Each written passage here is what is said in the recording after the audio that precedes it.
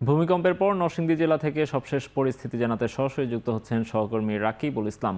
ফের ভূমিকম্প অনুভূত হলো, এবারও ঘোড়াশালের পাশেই উৎপত্তি স্থল। কি অবস্থা সেখানকার, রাকিব জানাবেন আমাদের।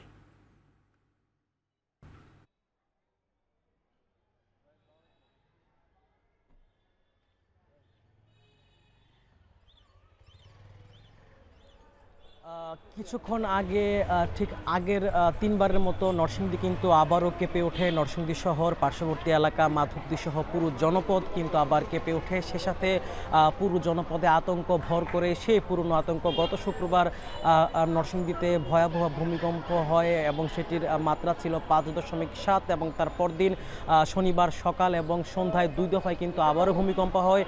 সেগুলোরও কিন্তু উৎপত্তি স্থল ছিল নরসিংদী। তো এর মধ্যে আতঙ্কের রেশ কাটতে না কাটতে কিন্তু আজ আবার কিছুক্ষণ আগে আবারও ভূমিকম্প হয়, মৃদু কম্পন অনুভূত হয়।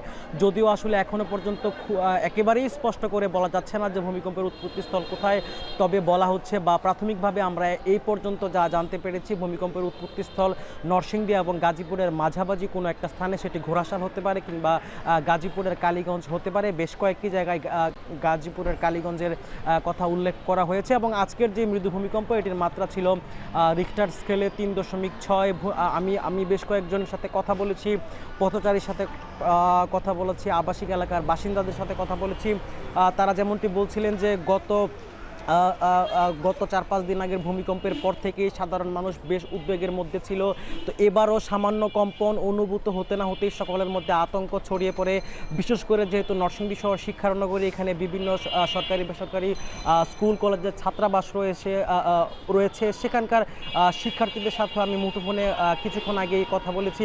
তারাও আমাকে যেমনটি জানিয়েছেন যে ভূমিকম্পটি অনুভূত হওয়ার সাথে সাথে সকলে আসলে চিৎকার চেঁচামেচি শুরু করে এবং তারা দৌড়ে বাইরে নেমে আসে। তো যদিও মৃদু ভূমিকম্প অনুভূত হয়েছে নরসিংদীতে, যদিও এখনো পর্যন্ত কোনো ভবন হেলে পড়া বা নতুন করে কোনো ফাটল ধরা বা কোনো হতাহতের খবর পাওয়া যায়নি, তারপরেও সেই পুরনো আতঙ্ক কিন্তু বারবার ভর করছে নরসিংদীর মানুষের মনে।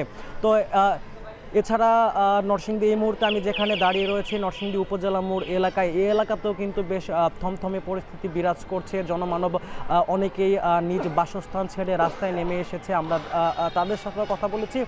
তারা সকলেই বলছিলেন যে আসলে তারা কি করবেন, কোথায় যাবেন বা কিভাবে এটিকে মোকাবেলা করবেন, সেটি আসলে তারা কোনোভাবেই বুঝতে পারছেন না। তো বেশ আতঙ্কের মধ্যে রয়েছেন নরসিংদীর মানুষ। এখনও তারা আসলে নিজ বাড়ি বা ঘরে ফিরে যেতে অনেকটা ভয় পাচ্ছেন। তো এখনো পর্যন্ত কোনো ক্ষয়ক্ষতির খবর পাওয়া যায়নি। এ ছিল নরসিংদী থেকে আমার কাছে এই মুহূর্তের সবশেষ।